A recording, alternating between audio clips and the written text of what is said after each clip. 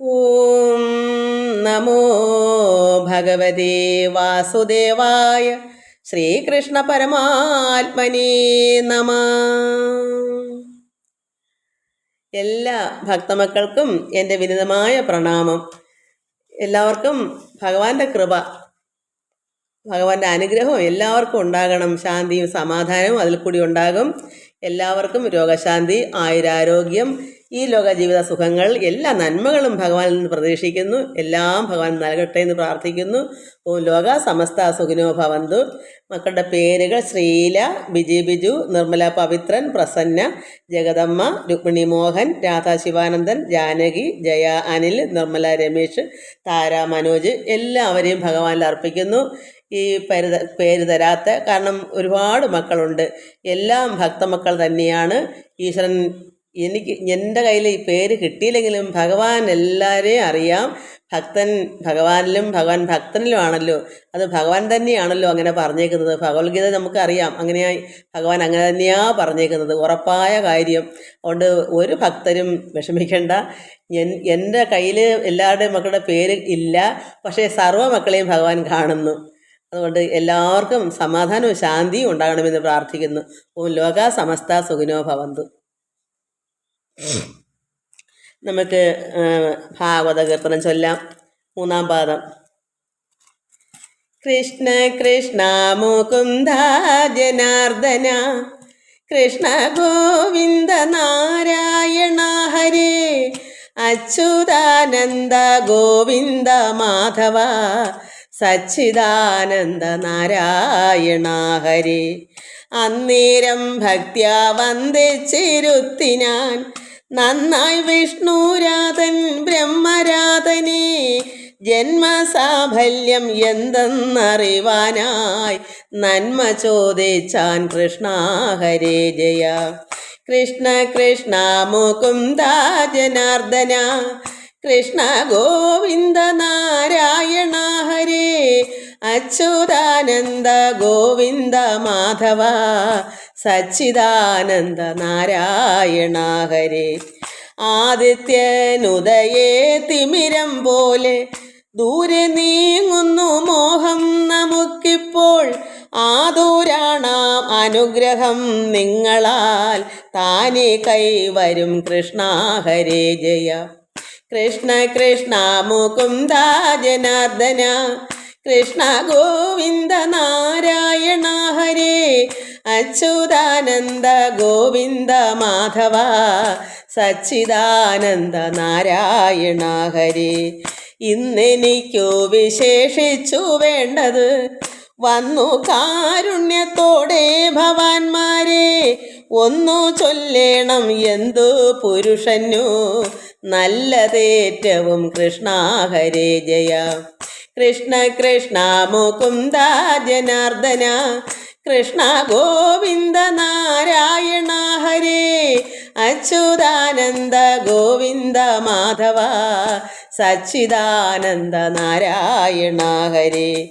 ഈ വണ്ണം അറിയിച്ചോരു ഭൂപന്റെ ഭാവം കണ്ടരുൾ ചെയ്തു മുനിജനം, ഈ വണ്ണമുള്ളൊരുദ്യോഗം ആത്മാവിൽ കൈവിടാ മോക്ഷം കൃഷ്ണ ഹരേ ജയ.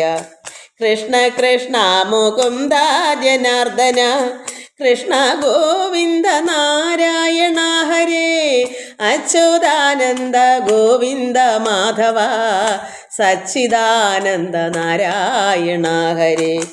ഉത്തമനിവൻ വിഷ്ണു ഭക്തൻ തുലോം ശുദ്ധ ചിത്തൻ വിരക്തൻ വിഷയത്തിൽ എത്തും എന്നോ പരബ്രഹ്മ സായുജ്യം പാർത്തിരിക്ക നാം കൃഷ്ണ ഹരേ ജയ.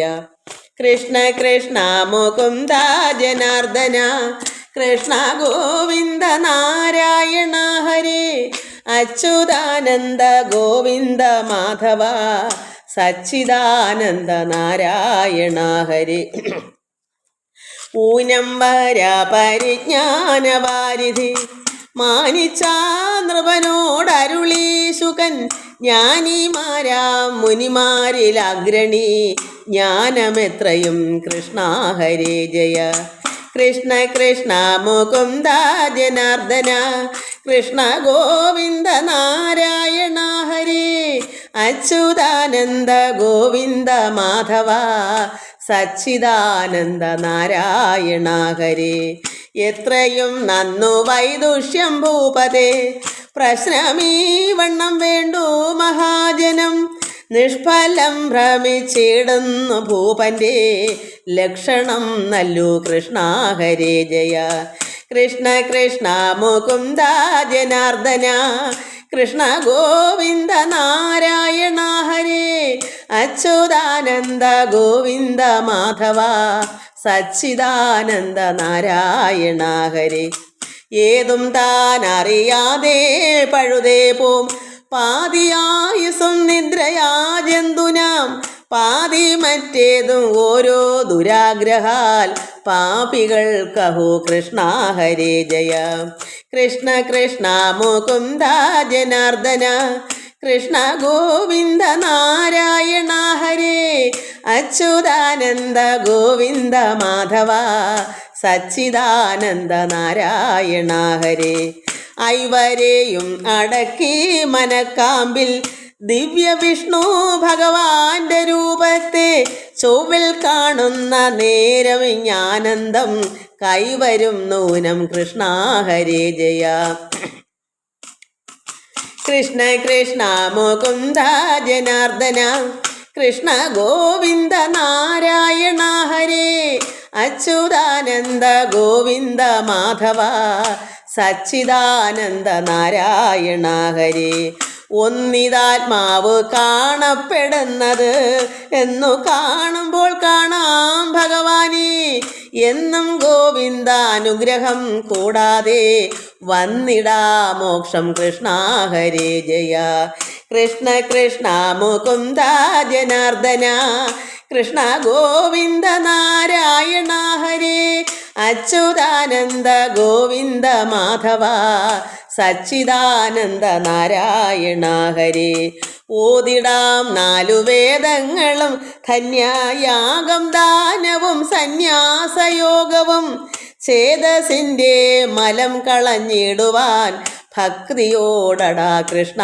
ഹരേ ജയ കൃഷ്ണ കൃഷ്ണ മുകുന്ദ ജനാർദ്ദന കൃഷ്ണ ഗോവിന്ദ നാരായണ ഹരേ അച്യുതാനന്ദ ഗോവിന്ദ മാധവ സച്ചിദാനന്ദ നാരായണ ഹരേ ഔദാര്യം ചേരും ദേഹഗേഹാദിയ മോഹം കൈവിട്ടു സജ്ജന സംഗത്താൽ സ്വാദു തോന്നി മുകുന്ദ കഥാരസേ ഭേദവും തോന്നാ കൃഷ്ണ ഹരേ ജയ കൃഷ്ണ കൃഷ്ണ മുകുന്ദ ജനാർദ്ദന കൃഷ്ണ ഗോവിന്ദ നാരായണ ഹരേ അച്യുതാനന്ദ ഗോവിന്ദ മാധവ സച്ചിദാനന്ദ നാരായണ ഹരേ അക്കഥ കേൾപ്പിക്കയല്ലാതെ ദുഷ്കഥ കൊണ്ടുപോക്കല്ല രക്ഷണം അക്കർമ്മത്തോളം നന്നല്ല ഒരു കർമ്മം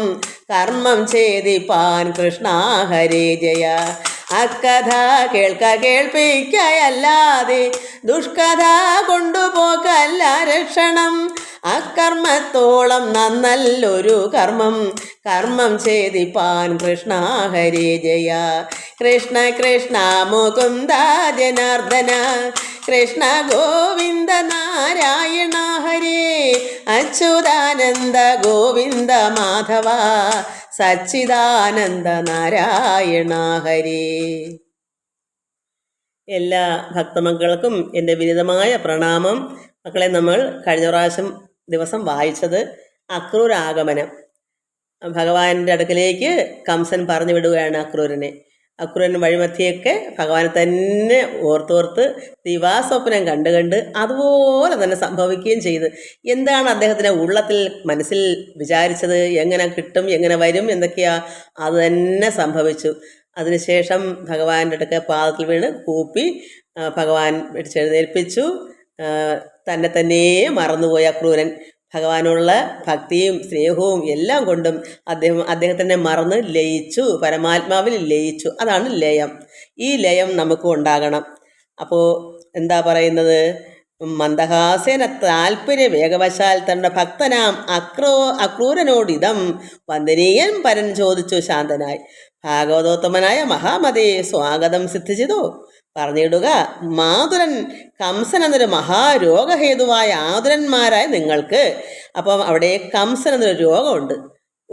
എന്താ രോഗം? കംസൻ. അവിടെ അയാൾ രാജാവാണ്. പക്ഷെ അവിടെ അയാളുടെ രോഗം ആ കംസൻ എന്നുള്ള രോഗം അവിടെ ഉള്ളതുകൊണ്ട് അവിടെ എന്തെങ്കിലും സുഖമുണ്ടോ അവർക്ക് ആർക്കെങ്കിലും? അതുകൊണ്ട് ആ രോഗം ഹേതുവായിട്ട്, അതുമല്ല ആ രോഗത്തിൻ്റെ ശുശ്രൂഷ ചെയ്യുന്ന ആതുരന്മാർ നിൽക്കുന്ന ഇവരൊക്കെ ആണല്ലോ. അതുകൊണ്ട് നിങ്ങൾക്ക് വ്യാധി ശമിക്കും ചികിത്സ ചെയ്യാതെ ഞാൻ ചോദിപ്പതെന്ത് കുശലം കുലത്തിൻ്റെ. അപ്പോൾ അവിടെ ആ രാജാവായിരിക്കുന്ന കംസനോട് അവർ നിൽക്കുമ്പോൾ, അയാളെ സേവിച്ച് നിൽക്കുമ്പോൾ നിങ്ങൾക്ക് രോഗമാണ്, വ്യാധിയാണ്. എന്നാൽ ഇവിടെ ഭഗവാൻ പറയുന്നു, ഇവിടെ വ്യാധി ശമിക്കും. ഭഗവാനെടുക്കൽ വരുമ്പോൾ എല്ലാവരുടെയും വ്യാധി പോകും, ആനന്ദം അനുഭവിക്കാം. അങ്ങനെ ചികിത്സ ചെയ്യാതെ തന്നെ ഇവിടെ എല്ലാ രോഗവും വ്യാധിയൊക്കെ മാറും ഭഗവാൻ പറയുന്നു. അതുകൊണ്ട് എന്താ അവിടുത്തെ കുശലം ഭഗവാൻ ചോദിച്ചു. അവിടെ എന്താണ് അവിടുത്തെ വിവരങ്ങൾ, ആ കുലത്തിൻ്റെ അവിടുത്തെ കാര്യങ്ങളൊക്കെ എങ്ങനെ? എന്നോട് താതമാതാക്കൾക്ക് ബന്ധനം വന്നതും പുത്രനാശം കൊണ്ട് ദുഃഖങ്ങൾ വന്നതൊക്കെ ഓർത്താൽ എൻ മൂലം, ഭഗവാൻ മൂലമാണല്ലോ എന്ന് ഭഗവാൻ അങ്ങോട്ട് പറയുന്നു. പിതാവിനെ ബന്ധനസ്ഥനാക്കി ചങ്ങലക്കിട്ടേക്കുന്നു മാതാവിനെയും പിതാവിനെയൊക്കെ, ഉഗ്രസേനനെ. പിന്നീട് അതിനുശേഷം എന്താണ്, കുഞ്ഞുങ്ങളെ മൊത്തവും അയാൾ വധിച്ചില്ലേ, ഭഗവാന്റെ മൂത്ത കുട്ടികളെ. ഭഗവാൻ അന്ന് കുട്ടിനാളിനെ മാറ്റി പാർപ്പിച്ചതുകൊണ്ട് അതിന് പകരം നന്ദഗോപരുടെ പെൺകുട്ടിയെ അങ്ങോട്ട് മാറ്റിയതുകൊണ്ട് കൃഷ്ണനൊന്നും വന്നില്ല. പക്ഷേ മറ്റു കുട്ടികളെല്ലാം നശിപ്പിച്ചില്ലേ? ആ പുത്രനാശം കൊണ്ടെല്ലാം ദുഃഖങ്ങൾ വന്നതൊക്കെ എന്താ ഓർത്താൽ എൻ മൂലം, ഭഗവാൻ പറഞ്ഞു ഞാൻ മൂലമാണ്, അതുകൊണ്ട് എനിക്ക് വളരെ ദുഃഖമുണ്ട്. ഇതെല്ലാം ഈ അക്രൂരനോട് ഭഗവാൻ പറയുന്നു, എനിക്കതുകൊണ്ട് വളരെ ദുഃഖമുണ്ട്. എന്നങ്ങിരിക്കലും ദർശനം കൊണ്ട്, അതായത് അക്രൂരനെ കണ്ടതുകൊണ്ട് ഇന്ന് സുഖം എനിക്ക് ഏറ്റവും ഉണ്ടല്ലോ. അതായത് ഭക്തനല്ലേ, ബന്ധം സ്വന്തം മാറിയിരിക്കും. പക്ഷെ ഇവിടെ അത് നമ്മൾ ഇത്രയും ഇതിനകത്ത് നല്ലൊരു വാചകമാണ്. അതെന്താണെന്ന് വെച്ചാൽ എനിക്ക് ഇത്രയും ഉറപ്പ് പറയാനുള്ള കാരണം വെച്ചാൽ ഇതുപോലെയാ കർത്താവായ യേശു തമ്പുരാൻ പറഞ്ഞേക്കുന്നത്. ശിഷ്യന്മാർ പറഞ്ഞു, ഗുരു അങ്ങയുടെ സഹോദരന്മാരും അമ്മയും കാണാൻ വന്നിരിക്കുന്നു. അപ്പോൾ എന്താ കർത്താവ് പറഞ്ഞത്? എൻ്റെ സഹോദരനാർ, എൻ്റെ അമ്മയാർ. ആരാ എൻ്റെ സഹോദരനും അമ്മയും? എൻ്റെ ഇഷ്ടം ചെയ്യുന്നവരത്രേ എൻ്റെ അമ്മയും സഹോദരന്മാരും. അതാണ് കർത്താവ് പറഞ്ഞത്. എൻ്റെ ഇഷ്ടം ചെയ്യുന്നവർ. ഭഗവാന്റെ ഇഷ്ടം ആര് ചെയ്യുന്നു? ഭഗവാനെ പോലെ ഭഗവാൻ എന്താണ് നമുക്കിവിടെ പറഞ്ഞു തന്ന ഉപദേശങ്ങൾ അത് ആരാ അനുസരിച്ച് ചെയ്യുന്നത്? അവരാണ് എൻ്റെ മാതാവും പിതാവും അല്ലെങ്കിൽ എൻ്റെ സഹോദരങ്ങൾ. ഇതാണ് കർത്താവ് പറഞ്ഞത്. അതുപോലെ ഇവിടെ ഞാൻ മൂലം ഞാൻ മൂലം അവർ ദുഃഖിക്കുന്നു. എനിക്കതിന് വളരെ സങ്കടം ദുഃഖവും ഉണ്ട്. എന്നാലും എന്താണ്, ദർശനം കൊണ്ട് അക്രൂരൻ ഭക്തനാണ്. ഈ ദർശനം കൊണ്ട് ഇന്ന് സുഖം എനിക്ക് ഏറ്റവും ഉണ്ടല്ലോ. മാതാവും പിതാവും അങ്ങനെയാണ്, എനിക്ക് വിഷമമുണ്ട്. എന്നാൽ അതിലേക്കേറെ ഇന്ന് എൻ്റെ അടുക്കൽ ആരാ ഇരിക്കുന്നത്? ഭക്തൻ. ഒരു ഭക്തൻ കഴിഞ്ഞേ മറ്റ് അമ്മയും ആരും ഉള്ളൂ. അതങ്ങനെയാണ്. അതിന് എങ്ങോട്ട് നോക്കിയാലും അതിന് യാതൊരു തർക്കവും വേണ്ട. ഭഗവാന് അങ്ങനെ. ഭഗവാൻ ലോകത്ത് എല്ലാവരും ഭഗവാന് തുല്യരാ. മാതാവെന്നോ ഇതെല്ലാം സമമാണ് അവിടെ. പക്ഷേ നമ്മളെ ഭൂമിയിൽ ഇങ്ങനെ അവതരിച്ചുകൊണ്ട് മനുഷ്യനായിട്ട് വന്നതുകൊണ്ടാണ് അത്രയെങ്കിലും അവിടെ പറയുന്നത്. കാരണം ജനിച്ചു പോയല്ലോ മനുഷ്യനായിട്ട്. അതുകൊണ്ട് അമ്മയെ അച്ഛനെ അങ്ങനെ ബന്ധനത്തിനാക്കാൻ എനിക്ക് ദുഃഖമുണ്ട്. പക്ഷേ പരമാത്മാവിന് വല്ലതുകൊണ്ടോ? ഇവിടെ എന്താ വേണ്ടേ? ഭക്തനെയാണ് നോക്കുന്നത്. ഇവിടെ ഞാൻ ഈ ദർശനം കൊണ്ട്, അങ്ങേ ദർശിച്ചത് കൊണ്ട്, കണ്ടതുകൊണ്ട് എനിക്ക് ഏറ്റവും സുഖവുമുണ്ട്. അവിടെ നമ്മൾ ചിന്തിക്കണം. ഇത് നമ്മൾ നന്നായി മനസ്സിലാക്കണം. ഇത് മനസ്സിലാക്കി വായിച്ചില്ലെങ്കിൽ എന്തർത്ഥമുള്ളത്? നമ്മൾ ഈ നല്ല നല്ല വചനങ്ങൾ മനസ്സിലാക്കണ്ടേ? ഇത് സ്വന്തമായിട്ട് നമ്മൾ ചിന്തിക്കണ്ടേ? ചിന്തിച്ച് അപ്പോൾ നമ്മൾ ചിന്തിക്കണം, അയ്യോ ഭഗവാൻ ഇങ്ങനെയാണോ? അത് ഭക്തനെയാണോ ഇഷ്ടം? അപ്പോൾ നമ്മൾ എന്ത് ചെയ്യണം? ഭഗവാനെ ഇഷ്ടം ചെയ്യാൻ പഠിക്കണം. ഇവിടെ ഈ ഒരു ഭാഗവത്തിൽ മാത്രമല്ല, ഈ ഭഗവത്ഗീത ഭാഗം ഒന്നാണ്. ഇതിൻ്റെ സത്താണ് ഭഗവത്ഗീത. അതിൽ പരമാത്മാവായ കൃഷ്ണൻ ഇത് പറഞ്ഞു. അതുപോലെ തന്നെയാണ് ബൈബിളിൽ കർത്താവായ തമ്പുരാനും യേശു തമ്പുരാനും പറഞ്ഞേക്കുന്നത് അങ്ങനെയാണ്. എൻ്റെ മാതാവാര്, എൻ്റെ സഹോദരങ്ങൾ ആര്? എൻ്റെ ഇഷ്ടം ചെയ്യുന്നവരത്രേ എൻ്റെ സഹോദരനും എൻ്റെ അമ്മയും എന്നാ പറഞ്ഞത്. അപ്പോൾ അവരും ഇഷ്ടം ചെയ്തില്ലെങ്കിൽ അമ്മയും സഹോദരനാവൂ. അതാണ് ഭക്തനോടാണ്, ശിഷ്യന്മാരോടാണ് ഏറ്റവും ഇഷ്ടം. അതുകൊണ്ട് ഇവിടെ എനിക്ക് ഏറ്റവും സുഖമുണ്ട്. താതനിൽ സ്നേഹം ഏറിടുന്ന പുത്രർക്ക് താതവിയോഗം ബഹുകാലമാമിതം. എനിക്ക് അച്ഛനോട് വളരെ വളരെ സ്നേഹമുള്ളത് കൊണ്ട്, ഏറിയ സ്നേഹമുള്ളത് കൊണ്ട് ഒരുപാട് നാൾ വിയോഗം പറഞ്ഞിട്ടുണ്ട്. ഒത്തിരി നാളിങ്ങനെ പിരിഞ്ഞിരിക്കണം. വിയോഗം, ചേർച്ചയില്ലാതെ തങ്ങളെ കാണാതിരിക്കാനുള്ള യോഗമാണ് വന്നിരിക്കുന്നത്, വിയോഗം. അതുകൊണ്ട് താതനെ കണ്ടാൽ വരും സുഖം എങ്ങനെ ചേതസാ പാർത്താൽ പറവാനരുതേത്. എനിക്ക് എൻ്റെ അച്ഛനെ കണ്ടാൽ എന്താണ് എൻ്റെ സുഖമെന്ന് എത്രമാത്രം ഒന്ന് പറഞ്ഞറിയിക്കാൻ പറ്റുകയില്ല. ഇന്ന് ഭവാൻ വന്ന കാരണം ചൊല്ലണം എന്നോട്. എന്താ ഇവിടേക്ക് വന്നത് അത് എന്നോട് പറയണം. അത് എനിക്ക് കേൾക്കാമതെങ്കിലും എന്നോട് പറയേണ്ടതാണെങ്കിൽ എന്നോട് പറയുക. എനിക്കത് കേൾക്കാം എന്നുണ്ടെങ്കിൽ അത് പറയൂ. എന്താ ഇവിടേക്ക് ഇന്ന് വരാനുള്ള കാരണം? ഇതാണ് ചോദിച്ചത്. നമ്മൾ അവിടം വരെ കണ്ടാൽ വായിച്ചെന്ന് തോന്നുന്നല്ലയോ.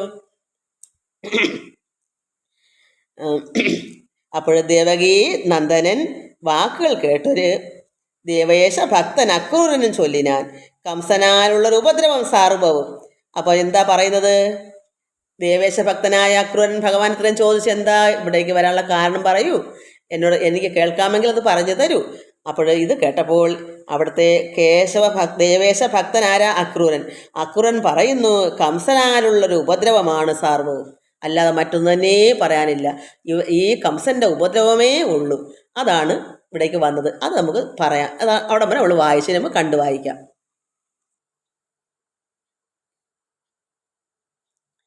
ഇന്നു ഭവാൻ വന്ന കാരണം ചൊല്ലണം എന്നോട്, എനിക്ക് അത് കേൾക്കാം. അതെങ്കിലോ ദേവകീ നന്ദനൻ വാക്കുകൾ കേട്ടൊരു ദേവേശ ഭക്തന ക്രൂരനും ചൊല്ലിനാൻ, കംസനാലുള്ളൊരു ഉപദ്രവം സർവവും. കംസനോടായി നാരദൻ ഭവൽ വൃത്തങ്ങൾ നേരെ പറഞ്ഞതും, നാരായണൻ തൻ്റെ കാരണം താതൻ വസുദേവർ തന്നെ ആ പാപി വധിപ്പാൻ അടുത്തോരവസ്ഥയും. അതായത് നാരദ മഹാമുനി പറഞ്ഞ കാര്യങ്ങൾ, പിന്നെ കൃഷ്ണൻ കുഞ്ഞുനാളിലെ ജനിച്ചപ്പോഴേ നന്ദഗോപുരടക്കം കൊണ്ടാക്കി അവിടുത്തെ പെൺകുട്ടിയാണ് കംസനെ കൊണ്ട് തന്നത് വധിക്കാൻ. ഈ കാര്യങ്ങളെല്ലാം പറഞ്ഞ് ആര് മുഖാന്തരം? ഭഗവാൻ നാരായണനാണ് ഇതൊക്കെ ആ കൃഷ്ണൻ എന്നെല്ലാം പറഞ്ഞു കൊടുത്തു. അപ്പോൾ ഇപ്പോഴാണ് കംസനത് അറിയുന്നത്. ഇത്രയും പറഞ്ഞപ്പോൾ ഉടനെ തന്നെ ആ പാപി തന്നെ വധിപ്പാൻ ആരെയാ? ഈ പിന്നെ വസുദേവരെ അപ്പോൾ വഞ്ചിച്ചു എന്നൊരിത് വന്ന്, എട്ടാമത്തെ പുത്രന്മാരെല്ലാം ഞാൻ തന്നിരിക്കാന്ന് പറഞ്ഞ വാക്ക് പാലിച്ചില്ലല്ലോ. അപ്പോൾ ഇവിടെ രഹസ്യമായിട്ട് വളർത്താൻ അങ്ങ് നന്ദഗോപുരം വിട്ട് കൊടുത്തല്ലയോ, എന്നിട്ട് അവിടുത്തെ പെൺകുട്ടിയല്ലേ എനിക്കൊണ്ട് തന്നത്. ഇപ്പം നാരദ മഹാമുനി പറഞ്ഞപ്പോഴല്ലേ ഇതൊക്കെ അറിഞ്ഞത്. ആ ദേഷ്യത്തിന് ഇത് കേട്ടപ്പോഴേ കംസനോടായി നാരദൻ ഭവൽ വൃത്തങ്ങൾ, ഭഗവാന്റെ വൃത്തങ്ങൾ, കൃഷ്ണൻ്റെ ചരിത്രങ്ങൾ നേരെ പറഞ്ഞു കൊടുത്ത്. കംസൻ്റെ കൂടെ ഭഗവാൻ കൃഷ്ണൻ ഇന്നടുത്ത് വളരുന്നു, ദേവകിയുടെ മകനാണു. രാമനും കൃഷ്ണനും അവിടെയാണ് അത് തന്നെ നന്ദഗോപുരത്തിലാണ് വളരുന്നത്. ഈ കാര്യം കേട്ടപ്പോൾ നാരായണൻ തൻ്റെ കാരണം, അത് കാരണം താതൻ വസുദേവൻ തന്നെ. അപ്പോൾ വസുദേവരെ ഈ പാപി കംസൻ വധിപ്പാൻ അടുത്തൊരവസ്ഥയും. കേട്ടപ്പോഴേ എടുത്തു ചാടി വധിക്കാനായിട്ട് പുറപ്പെടാൻ ഒരുങ്ങിയപ്പോൾ ഏവം ഗ്രഹിപ്പിച്ചു താൻ വന്ന കാരണം ദേവദേവേശനെ കേൾപ്പിച്ചു പിന്നെയും. അപ്പോൾ ഇത് വധിക്കാനായിട്ട്, വസുദേവരെ വധിക്കാനായിട്ട് അങ്ങ് ഒരുങ്ങി. അപ്പോഴവിടെ ആരാ പിടിച്ചു നിർത്തിയത്? നാരദ മഹാമുനി തന്നെ ശാന്തനായി അയാളെ സമാധാനിപ്പിച്ചു നിർത്തി. അല്ലെങ്കിൽ എന്ത് ചെയ്തേനെ? അദ്ദേഹം അപ്പോൾ പോയി വധിക്കാനാണ് ഒരുങ്ങുന്നത്. അപ്പോൾ അതിന് ഇനി വേറെ മാർഗം തേടുന്നു. അതിന് കൃഷ്ണനെ അവിടെ വരുത്തുന്നത്. അപ്പോൾ അങ്ങനെ അദ്ദേഹത്തിനെ വധിക്കാൻ ഒരുങ്ങിയെങ്കിലും നാരദ മഹാമുനി അപ്പോൾ സമാധാനിപ്പിച്ചു, അയാളെ ആ ദേഷ്യത്തിൽ നിന്ന് മാറ്റിയെടുത്തു. അപ്പോൾ ദേവദേവേശന് ഈ കാര്യങ്ങളൊക്കെ അവിടെ നടന്ന സംഭവമൊക്കെ ഭഗവാൻ കൃഷ്ണനോട് ഈ അക്രൂരൻ പറഞ്ഞു. ഇതാണ് കാരണം, അതിനാണ് ഞാനിവിടെ വന്നത്. ആ പാപി അപ്പോഴെ തന്നെ താതൻ പിതാവായ വസുദേവരെ വധിക്കാനായിട്ട് പാപി അങ്ങ് ഒരുങ്ങി. അപ്പോൾ ഏവം ഗ്രഹിപ്പിച്ചു താൻ വന്ന കാരണം. ഈ കാര്യങ്ങളെല്ലാം കൃഷ്ണനോട് പറഞ്ഞു. ദേവദേവേശനെ കേൾപ്പിച്ചു പിന്നെന്താ പറഞ്ഞത്? ഭൂപതി ഭോജാധിപൻ പറഞ്ഞിടിനാൻ. വീണ്ടും ഇവിടെ പറഞ്ഞു വിട്ട കാരണം അതാണ് ഇനി പറയാൻ പോകുന്നത്. അപ്പം ഇത്രയും നാരദ മഹാമുനി പറഞ്ഞിട്ട് ഇത്രയും ദേഷിച്ച് വധിക്കാൻ ഒരുങ്ങി ഇക്കാര്യങ്ങൾ പറഞ്ഞിട്ട് ഇനി അടുത്ത കാര്യമാണ് പറയും. ഇവിടേക്ക് വന്ന കാരണം ഇനി പറയാൻ പോണത്. ചാപയജ്ഞം തുടങ്ങിയിടുന്നു ഞാനിപ്പോൾ. കംസൻ പറയുന്നു, കംസൻ ചാപ, അത് ധനുർയാഗം തുടങ്ങുന്നു. വേണം അത് 14 ദിനം. അത് 14 ദിവസം ഇനി വേണം. ഈ ചാപയജ്ഞത്തിൻ്റെ ദിവസത്തിന് 14 ദിവസമുണ്ട്, ദിനമുണ്ട്. 14 ദിനം വേണം. അതിന് മുമ്പായിട്ട് നീയും ക്ഷീണത കൂടാതെ എന്നോട് തേരേറി ഗോകുലേ ചെന്ന് നന്ദാദി ഗോപാലരെ ആകെ അറിയിച്ചു. മത്സോദരി പെറ്റു ഒരാരോമൽ ഉണ്ണികളാം എൻ മരുമക്കൾ. അപ്പോൾ ഇദ്ദേഹം പറയുന്നു, ഈ 14 ദിവസം ചാപയജ്ഞത്തിനുള്ള ദിവസമുണ്ട്. അതിന് മുൻപായി ഇപ്പം നീ എന്ത് ചെയ്യണം? ക്രൂരൻ ക്ഷീണത കൂടാതെ ഒരു വിഷമവും ഇല്ലാതെ എന്നോട് സന്തനം തേരിൽ കയറി ഗോകുലത്തിൽ ചെന്ന് നന്ദാദി ഗോപാലരെ നന്ദഗോപരെയും കുട്ടികളെയും ആരൊക്കെ വെച്ചാൽ അവരെയൊക്കെ ആകെ അറിയിക്കണം. എന്നിട്ട് എന്ത് ചെയ്യണം? മത്സോദരി പെറ്റൊരു ആരോമലുണ്ണികളാം എൻ മരുമക്കൾ. ശേഷകാരാണല്ലോ, അതിന് മരുമക്കളെന്നും പറയും. അപ്പോൾ അവരെ എൻ്റെ സഹോദരി ദേവകി പെറ്റൊരു ആരോമൽ ഉണ്ണികളാം എൻ മരുമക്കൾ രാമനും കൃഷ്ണനും. അവരെ ചാരു മനോഹരർ രാമകൃഷ്ണന്മാരെ, അത്രമാത്രം സുന്ദരന്മാരാണ് അവരെ രാമനെയും കൃഷ്ണനെയും പാരാതെ തേരിലേറ്റി കൊണ്ടുപോരണം. എൻ്റെ ഈ ഇവിടെ യജ്ഞം, അത് ധനുർയാഗം, ധനുസ് വില്ല്, ചാപം വില്ല്. അപ്പോൾ ധനുർയാഗം എന്നും പറയും, ചാപയജ്ഞം എന്നും പറയാം. യാഗവും യജ്ഞവും ഒന്നാണ്, ചാപവും ധനുസ്സും ഒന്നാണ്. അപ്പം ധനുർയാഗം എന്നും പറയും, ചാപയജ്ഞം എന്നും പറയും. ഇത് ഞാൻ നടത്തുന്നു. അതിന് എൻ്റെ മരുമക്കളെ അവിടെ പോയി കൊണ്ടുവരണം. നന്ദാദി ഗോപാലരും കുട്ടികളെ, സുന്ദരന്മാരായ കുട്ടികളെ എൻ്റെ സഹോദരയുടെ മക്കളാണ്, എൻ്റെ മരുമക്കളാണ്, അവരെ ഇവിടെ കൊണ്ടുവരണം. ചാരുത ചേർന്ന ധനുര്യാഗ വേലയാ. ചാരുത ചേർന്ന അത്രമാത്രം മനോഹരമായിരുന്ന ഈ യാഗം, ആ വേലയ അവരെ കാണിക്കണം. അതിന് കുട്ടികളെ ഇവിടെ കൊണ്ടുവരണം. ഉത്സവമല്ലേ ഈ യാഗം, ഒരു ഉത്സവമാണല്ലോ. അതുകൊണ്ട് കുട്ടികൾ അവരുടെ ശേഷകാരല്ലേ. അപ്പോൾ ഇങ്ങനൊരു അമ്മാവനല്ലേ കംസൻ്റെ അവിടെ ഇങ്ങനെ ഉത്സവം നടക്കുമ്പോൾ കുട്ടികൾ വേണ്ടേ. അപ്പോൾ ഇപ്പോഴല്ലേ അറിയുന്നത് ഇങ്ങനെ മക്കൾ അവിടെ ജീവിച്ചിരിപ്പുണ്ടെന്നും 8ാമത്തെ പുത്രിയെ വധിച്ചെന്നും പറഞ്ഞ് ഇരിക്കുക കംസൻ. ഇപ്പോഴാണ് നാരദ മഹാമുനി സത്യം വെളിപ്പെടുത്തിയത്. അപ്പോഴത്തേക്ക് അവരെ അമ്മാവൻ്റെ വീട്ടിൽ നടക്കുന്ന കാര്യങ്ങൾക്ക് ചേഷാറ് വരണ്ടേ, അതുപോലെ വിളിച്ചുകൊണ്ട് വരണം എന്നുള്ള രീതിയിലാണ് പറഞ്ഞേക്കുന്നത്. ചാരുത ചേർന്ന ധനുർയാഗ വേലയാ പൈതലായി വാഴുന്ന കാലത്തിൽ ഉത്സവം ചേതസേ കാൺമാൻ കൊതി പെരുതാമല്ലോ. ഈ കുഞ്ഞുങ്ങൾക്ക്, എൻ്റെ ശേഷകാർക്ക് കുട്ടികളല്ലേ, പൈതങ്ങളല്ലേ, അവർക്ക് ഇങ്ങനെ ഉത്സവം കാണുവാൻ എത്രമാത്രം കൊതിയായിരിക്കും. അതുകൊണ്ട് അവരെ കൂട്ടിക്കൊണ്ട് വരണം. എന്നല്ല മൽഭാഗിനേയർ മുഖം കണ്ട് നന്ദിച്ചു കൊള്ളുവാനും ഏറ്റവും ആഗ്രഹം. എൻ്റെ കുട്ടികളല്ലേ ഭാഗിനേയർ, എൻ്റെ സഹോദരി പുത്രന്മാരാണ് അവരെ കണ്ടിട്ടില്ലല്ലോ. അതുകൊണ്ട് അവരുടെ മുഖം കണ്ട് നന്ദിച്ച് അവർക്ക് സന്തോഷത്തോടെ അവരെ കണ്ടുകൊള്ളുവാനും എനിക്ക് അറ്റത്തെ ആഗ്രഹമുണ്ട്. ചെന്ന് വൈകാതെ വരുത്തേണം എന്നതും നന്ദാദികൾ രസാദി മറ്റും വേണ്ടതൊന്നേ ഉള്ളതുമൊക്കെ എടുപ്പിച്ച് നന്ദാദികളോട് വന്നിടു വൈകാതെ. നന്ദന്മാർ നടപ്പാൻ വശരല്ലല്ലോ സ്യന്തനം നീ. ഫാനിടുന്നതുകൊണ്ട് കാറ്റുകൊണ്ട് ഒരു ഒട്ടും തെളിവില്ല. തേര് നീ തെളിച്ചിടുക അഭയമായി, ഭയം കൂടാതെ. കുട്ടികളെ കൊണ്ടുവരണമല്ലോ, കുഞ്ഞുങ്ങളെ ഭയപ്പെടുത്താതെ തേര് കൊണ്ടുപോയി അവർക്ക് നടക്കാൻ വശരല്ലല്ലോ. കുഞ്ഞുങ്ങളല്ലേ, പൈതങ്ങളെ നടത്താതെ നീ എൻ്റെ തേര് കൊണ്ടുപോയി കുഞ്ഞുങ്ങളെ ഭയം കൂടാതെ ഇവിടേക്ക് തെളിച്ചിട ആ വണ്ടി രഥം നടത്തി കൊണ്ടുവരും. രഥത്തിൽ കയറ്റി അവരെ തെളിച്ചിടുക വെച്ചാൽ ഓടിച്ചു നമ്മൾ കാർ ഓടിക്കുന്ന പറയും, ഡ്രൈവിങ് ചെയ്യുക. അതുപോലെ ഇവിടെ തെളിക്കുക എന്ന് പറയും. രഥം തെളിക്കുന്ന പറയുന്നത്, രഥം ഓടിക്കുന്ന പറയില്ല, രഥം തെളിക്കുക എന്ന് പറയും. അപ്പം എന്തൊക്കെയാണ് പറയുന്നത്? എൻ്റെ ഭാഗിന്, അതായത് എൻ്റെ സഹോദരിയുടെ കുഞ്ഞുങ്ങളെ എന്നെ കാണാൻ ആഗ്രഹമുണ്ട്. അതുകൊണ്ട് എനിക്ക് അത്രയും വലിയ ആഗ്രഹമാണ്. അതുകൊണ്ട് അവരെ വൈകാതെ തന്നെ വരുത്തണം. നന്ദാദികളെയും ഗോരസാദി പശുവിൻ്റെ തൈരോ നെയ്യോ ഇതും എല്ലാം ഒന്നൊന്നേ ഉള്ളത് എന്തൊക്കെയാണ് അതെല്ലാം എടുപ്പിച്ചുകൊണ്ട് വൈകാതെ തന്നെ വരണം. അതുമാത്രമല്ല, നന്ദനന്മാർ ഈ കുട്ടികൾക്ക് നടപ്പാൻ വശരല്ല. അതുകൊണ്ട് അവരെ ചന്ദനം നീ തെളിയിച്ചു കൊണ്ടുവരണം. രഥം കൊണ്ടുപോയി അതിൽ കൊണ്ടുവരണം അഭയമായി, ഒരു ഭയവും കൂടാതെ. ഇങ്ങനെ കംസൻ പറഞ്ഞത് എന്നോട് ഞാൻ നിന്ദിയാതെ വന്നത്. ഇങ്ങനെ കാര്യങ്ങളങ്ങ് നിരൂപണമിങ്ങറിയാവതോ. ഇങ്ങനെ കംസൻ എന്നോട് പറഞ്ഞു. അത് ഞാൻ നിന്ദിയാതെ, ഞാനത് നിന്ദിച്ചില്ല. കാരണം ഇയാൾ സേവകനല്ലേ. അതുകൊണ്ട് ഒരിക്കലും രാജാവ് പറഞ്ഞത് കേൾക്കാതിരിക്കാൻ പറ്റത്തില്ലല്ലോ. ഒരു രാജാവിൻ്റെ കൽപ്പനയല്ലേ. അതുകൊണ്ട് ഇദ്ദേഹം യാതൊരു വയ്യെന്നോ ഒന്നും നിന്ദിച്ചില്ല. നിന്ദിക്കാതെ തന്നെ പറഞ്ഞതനുസരിച്ച് ഞാനിങ്ങനെ പോരുന്നു. അതുകൊണ്ട് അങ്ങ് കൃഷ്ണൻ, അത് ഭഗവാൻ നാരായണൻ കൃഷ്ണൻ നിരൂപണം അറിയാവതോ? ഇതൊക്കെ ഭഗവാൻ അറിയാമേത്തതല്ലല്ലോ. ഈശ്വരൻ കരുണാവശനായ ഭഗവാൻ ലോകം മൊത്തവും സർവജ്ഞനാണ്. എല്ലാം അറിവില്ലാത്ത യാതൊന്നുമില്ല. സർവജ്ഞ എല്ലാവരുടെയും ഉള്ളത്തിലിരിക്കുന്ന എല്ലാം അറിയുന്ന ഭഗവാനാണ്. അതുകൊണ്ട് ഇതൊന്നും അറിയാത്തതല്ലല്ലോ എങ്കിലും ചോദിച്ചതുകൊണ്ട് ഇദ്ദേഹം പറഞ്ഞു. അതുകൊണ്ട് ഭഗവാൻ ഇതെല്ലാം അറിയാം. അതുകൊണ്ട് അങ്ങ് ഞാൻ നിന്ദിയാതെ വന്നത് ഇങ്ങനെ കാര്യങ്ങൾ അങ്ങ് നിരൂപണം, ഈ കാര്യങ്ങളൊക്കെ അങ്ങ് അവിടുന്ന് അറിയാത്തതല്ലല്ലോ. എങ്ങനെയെങ്കിലും അത് അങ്ങനെ ആകട്ടെ, എന്തായാലും കൊള്ളാതെ അങ്ങനെ തന്നെ ആകട്ടെ എന്ന് ഇദ്ദേഹം പറഞ്ഞു.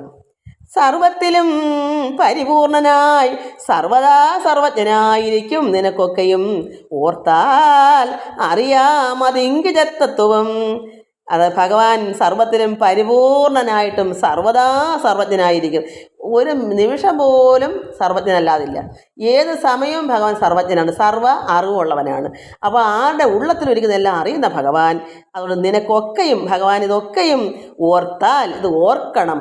അല്ലെങ്കിൽ ഇപ്പം പിള്ളേരുമായിട്ട് കളിക്കാൻ പോയാൽ ഭഗവാൻ കുഞ്ഞുങ്ങൾ മനുഷ്യരും എടുത്തുകൊണ്ട് അപ്പോൾ കളിയിലേക്ക് ഏർപ്പെട്ടാൽ അങ്ങനെ നിൽക്കും.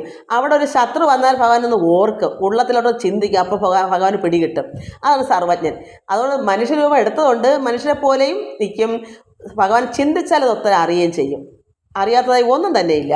ഭഗവാൻ സർവജ്ഞനാണ്.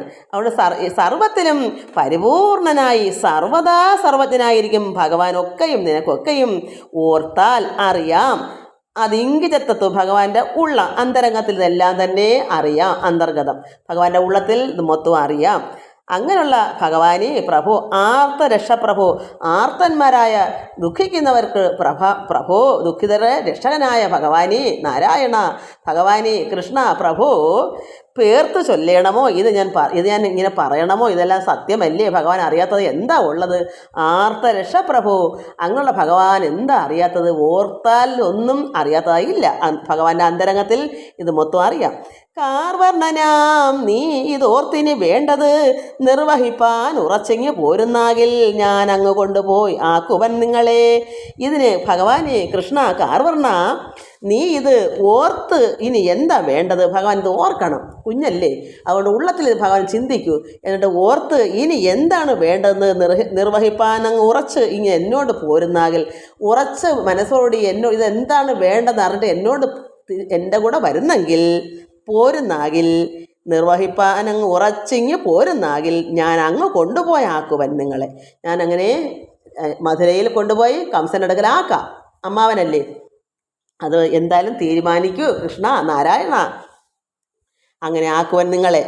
ആനന്ദമൂർത്തേ, അതല്ലെങ്കിൽ ആയതും ചെന്ന് ചൊല്ലാം. അതല്ല അങ്ങനെ വയ്യ എന്നുണ്ടെങ്കിൽ അത് ഞാൻ ചെന്ന് പറയാം.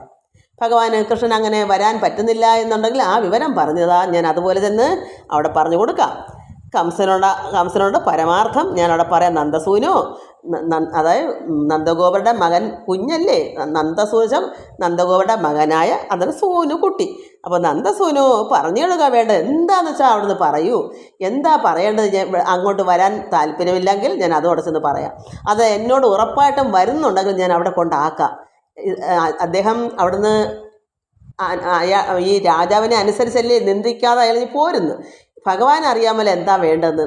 അക്രൂരൻ ഭക്തനല്ലേ, ഇതിൻ്റെ സർവജ്ഞനായിരിക്കുന്ന പരമാത്മാവിന് എന്താ അറിയാത്തത്? അതുകൊണ്ട് എന്താണെന്ന് വെച്ചാൽ അതുപോലെ ചെയ്യാം. അതുകൊണ്ട് എങ്ങനെയാണ് അങ്ങനെ ആകട്ടെ എന്ന് പറയും. ഭഗവാൻ ഒന്നും തീരുമാനിക്കാൻ അറിയാതെ ഒന്നും തന്നെ ഇല്ല. അതുകൊണ്ട് അവിടെ പ്രായമൊന്നും നോക്കേണ്ട കാര്യമില്ല. ഈശ്വരൻ പരമാത്മാവാണ്. ഭഗവാൻ എന്തും അറിയാം, ഉള്ളത്തിൽ എന്തും ചിന്തിക്കാം, എന്തും മനസ്സിലാക്കാം.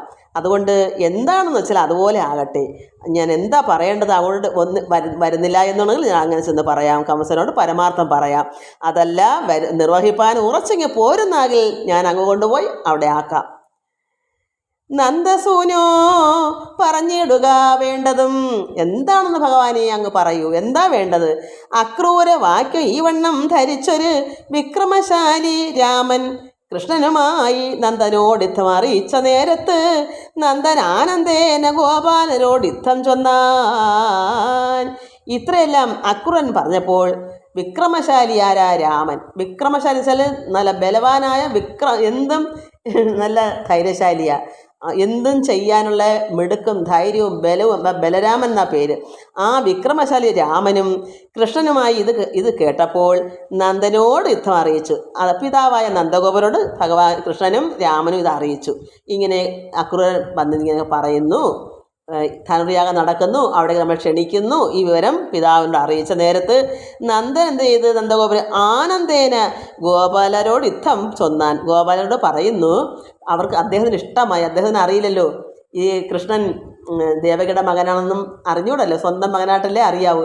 ഇനി അങ്ങോട്ടല്ലേ അറിയത്തുള്ളൂ. ഇതുവരെ രഹസ്യമായിട്ടിരുന്നു. ഇപ്പോഴല്ലേ നാരദ മഹാമുനി കംസനോട് വെട്ടം പൊട്ടിച്ച് കംസൻ അറിഞ്ഞു.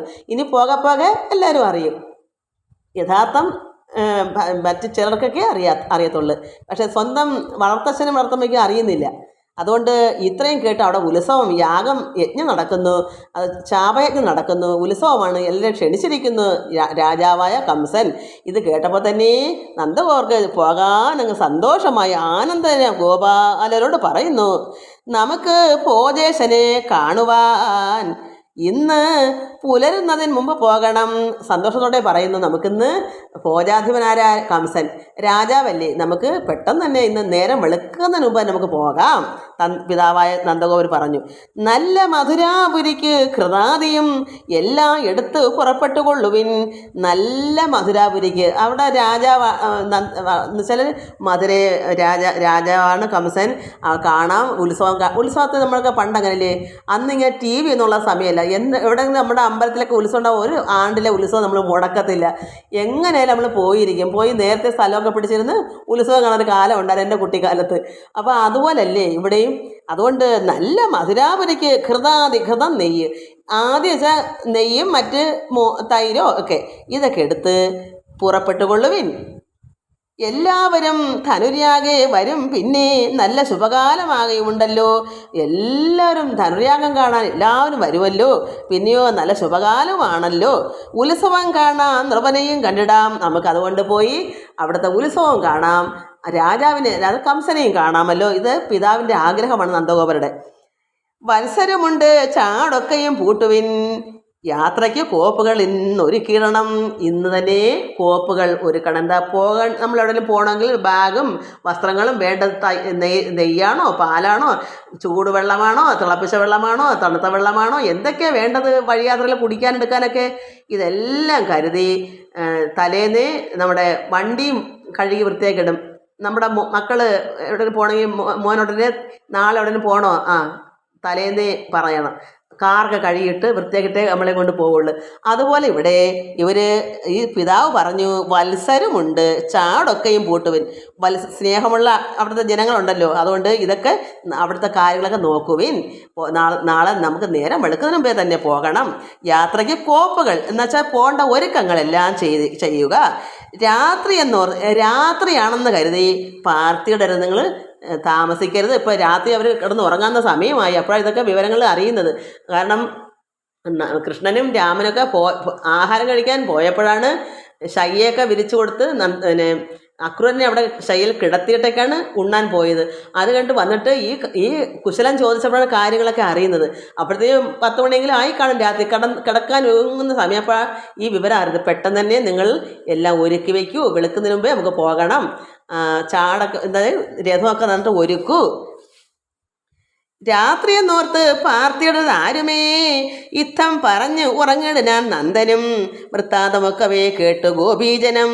അപ്പോൾ ഇതെല്ലാം ഒരുക്കി വൃത്തിയാക്കിയൊക്കെ വരുന്നത്. കോപ്പുകൾ എന്ന് വെച്ചാൽ എല്ലാം പോകേണ്ട വിധങ്ങളെല്ലാം ഒരുക്കുക എന്നാണ് കോപ്പുകളെല്ലാം ഒരുക്കുക എന്ന് പറയുന്നത്.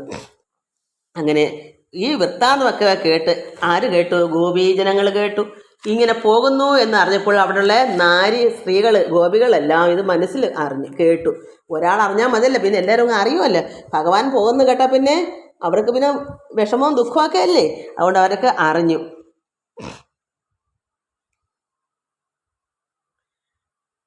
വൃത്താന്തമൊക്കവേ കേട്ടു ഗോപീജനം സീരി മുകുന്ദ വിയോഗം നിരൂപിച്ചു. ഓരോ തരം ദുഃഖം ഉൾക്കൊണ്ടുന്ന ആര്യമാർ. സീരി മുകുന്ദ സീരി ബലരാമൻ, മുകുന്ദൻ കൃഷ്ണൻ ഇവരുടെ വിയോഗം. അവർ പോകുമ്പോൾ വിയോഗമല്ലേ, ഇപ്പോൾ യോഗത്തിലിരിക്കുക.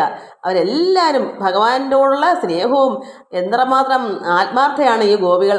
ആദ്യം അല്പ അഹങ്കാരം ഉണ്ടായിരുന്നു, ഭഗവാൻ അപ്രത്യക്ഷമായി നിന്നപ്പോൾ അവർ യഥാർത്ഥമായ പരമാത്മാവിൽ ലയിക്കുന്ന സ്നേഹമായി മാറി. അതായത് ഭക്തിപരമായ ആത്മീയമായ നിറവായി വന്നു. പിന്നെ പിരിയാനൊക്കും അതുപോലുള്ള സ്നേഹമായി വന്നപ്പോൾ ഇങ്ങനെ പോകുന്ന കേട്ടപ്പോൾ സീരി മുകുന്ദ വിയോഗം മനസ്സിലാക്കിയപ്പോൾ ഓരോ തരം ദുഃഖം ഉൾക്കൊണ്ട് നാരിമാർക്ക് എന്തൊക്കെ രീതിയിലാണ് താപസ സേവ്യം ജഗന്മയൻ ചിന്തിച്ച്.